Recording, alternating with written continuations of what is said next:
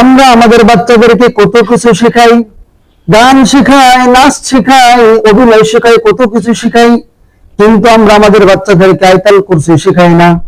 আমরা আমাদের বাচ্চাদের গলায় তাবিজ লাগাই, আমরা আমাদের বাচ্চাদের গলায় বাবার দেওয়া তাবিজ লাগাই, বাবার দেওয়া এই লাগাই সেই লাগাই, কিন্তু আমরা বাবার দরবারে যাই, কিন্তু কোন দরবারে যাওয়া লাগে না। আপনি যদি কুরআনুল কারীমের আয়াতুল কুরসি পাঠ করেন বা আয়াতুল কুরসি ভালো করে শিখেন, বিপদ আপদে যত প্রকারের সমস্যা আছে, সমস্যার সময় যদি আপনি আয়াতুল কুরসি পাঠ করেন, তাহলে আল্লাহ রাব্বুল আলামিন আপনার সমস্ত সমস্যা দূর করে দিবেন এবং সমস্ত বিপদ আপদ দূর করে দিবেন।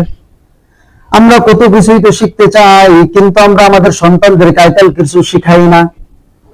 আমরা গান শেখাই টাকা দিয়ে, গানের টিচার রাখি, কিন্তু আয়াতুল কুরসি শিখার মধ্যে টিচার রাখার ক্ষমতা আমাদের হয় না।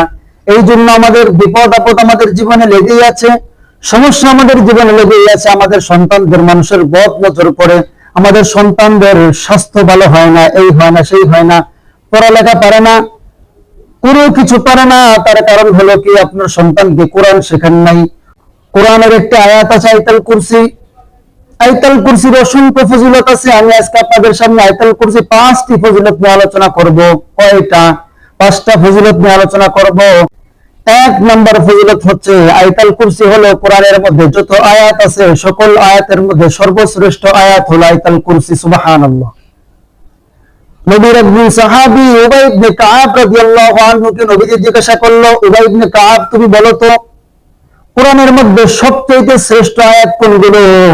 উবাই ইবনে কাব জবাব দিল, ইয়া রাসূলুল্লাহ সাল্লাল্লাহু আলাইহি ওয়াসাল্লাম, কোরআনের সবচেয়ে শ্রেষ্ঠ আয়াত কোনটি এটা আল্লাহ ও তার রাসূল ভালো জানেন। এই কথা বলার পরে নবী আবার বললেন, তুমি বলো তো কোরআনের শ্রেষ্ঠ আয়াত কোনটি?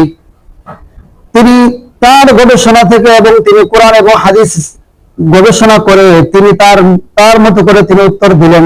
বললেন, ইয়া রাসূলুল্লাহ সাল্লাল্লাহু আলাইহি ওয়াসাল্লাম, আমার মনে হয় কোরআনের মধ্যে সবচেয়ে শ্রেষ্ঠ আয়াত হলো আয়াতুল কুরসি।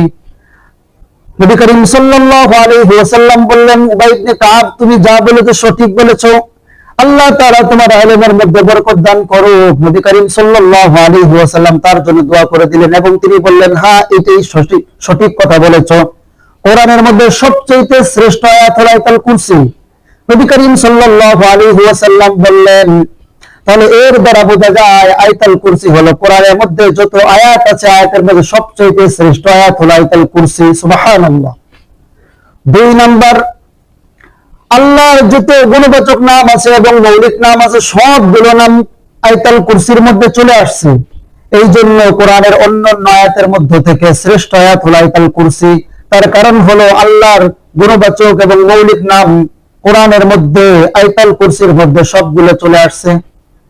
এই জন্য 2 নম্বর হলো কোরআনের মধ্যে সবচেয়ে শ্রেষ্ঠ আয়াত হলো আয়াতুল কুরসি।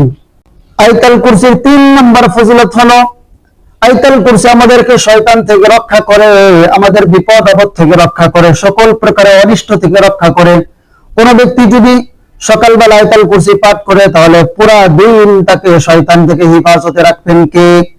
আল্লাহ তাআলা যত প্রকার অনিষ্ট আছে সকল প্রকার অনিষ্ট থেকে তাকে হেফাজতে রাখবেন। কেউ যদি সন্ধ্যাবেলা পড়ে, তাহলে পুরো রাত আল্লাহ তাআলা তাকে শয়তান থেকে হেফাজত করবেন, শয়তান দুষ্টু জিন থেকে হেফাজত করবেন। এই জন্য আয়াতুল কুরসি এত বড় ফজিলত। আমরা সদা সর্বদা আয়াতুল কুরসি এই আমলটা আমরা করতে পারি কি পারি না? আমাদের মধ্যে আয়াতুল কুরসির আমলটা একবারেই নাই। এখানে কয়জন আছেন আয়াতুল কুরসি পাঠ করতে পারেন? আমার তো মনে হয় এখানে অধিকাংশ মানুষ আয়াতুল কুরসি পাঠ করতে পারে না। তার কারণ হলো এখানে যারা আছে অধিকাংশ মানুষই সূরা ফাতিহা সুন্দর করে পড়তে পারে না। হ্যাঁ, অধিকাংশ মানুষ সূরা ফাতিহা পড়তে পারে, কিন্তু শুদ্ধ করে পড়তে পারে না। আর শুদ্ধ করে পড়বে, পড়ার জন্য চেষ্টাও করে না। কত কিছুর জন্যই তো মানুষ চেষ্টা করে। আপনি বিদেশ যাবেন, এই দেশে যাবেন, সেই দেশে যাবেন, সব দেশের জন্য আপনি বিদেশে যাওয়ার জন্য, টাকা ইনকাম করার জন্য ওই দেশের ভাষা পর্যন্ত আপনি শিখতেছেন, কিন্তু আপনি আল্লাহর কোরআন শিখতেছেন না, যেই ভাষাটা মরার পরে কাজে লাগবে, মরার পরে জান্নাতের মধ্যে কাজে লাগবে, মৃত্যুর পরে যেই ভাষাটা কাজে লাগবে ওই ভাষাটা আপনি শেখেন না, কোরআন শেখেন না, আল্লাহ তাআলা কিয়ামতের দিন আপনার থেকে মুখ ফিরিয়ে নেবেন।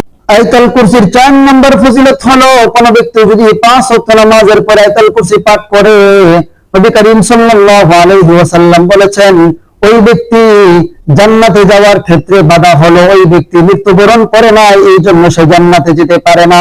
সুবহানাল্লাহ। মৃত্যুবরণ করার সাথে সাথে ওই ব্যক্তি জান্নাতে চলে যাবে, তার কারণ হলো তিনি 5 ওয়াক্ত নামাজের পরে আয়াতুল কুরসি পাঠ করেছেন। নবীজি বলেছেন 5 ওয়াক্ত নামাজের পরে যে ব্যক্তি আয়াতুল কুরসি পাঠ করবে সে মৃত্যুবরণ করার সাথে সাথে আল্লাহর দেওয়া জান্নাতে মেহমান হয়ে যাবে। সুবহানাল্লাহ। অর্থাৎ তার জান্নাতে যাওয়ার ক্ষেত্রে শুধু বাধা হলো মৃত্যু।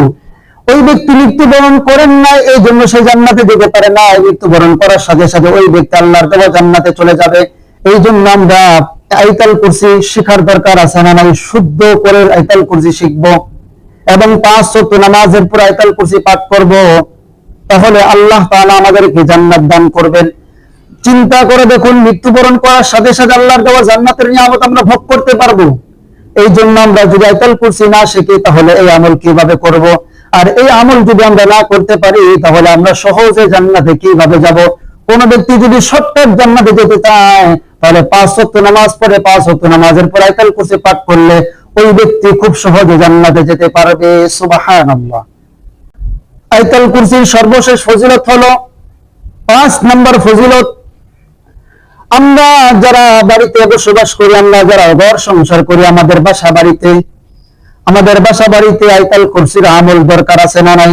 আমরা যদি বাসা বাড়িতে আয়াতুল কুরসির আমল করি তাহলে আমাদের বাসা বাড়ি আল্লাহর পক্ষ থেকে আল্লাহর ফেরেশতারা আমাদের বাসা বাড়ি নিরাপত্তা দিবে। আমাদের বাসা বাড়িতে কোন রকম শয়তানের শয়তানি থেকে, দুষ্ট জিনের আক্রমণ থেকে, যত প্রকারের অনিষ্টতা আছে আল্লাহ তাআলা আমাদের বাড়িকে হেফাজত করবেন।